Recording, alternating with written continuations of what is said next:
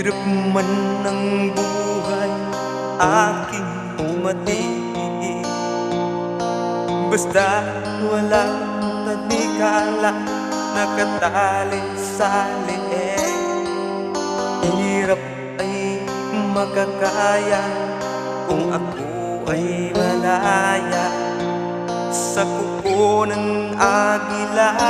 Sa akin ay umupuksa, sa sariling lupa ay lipin ako ng banyaga. Sa kuko ng agila kailangan kong makalaya. Kailan ang tamang oras upang labanan ko ang mga pang-aapi sagad na sa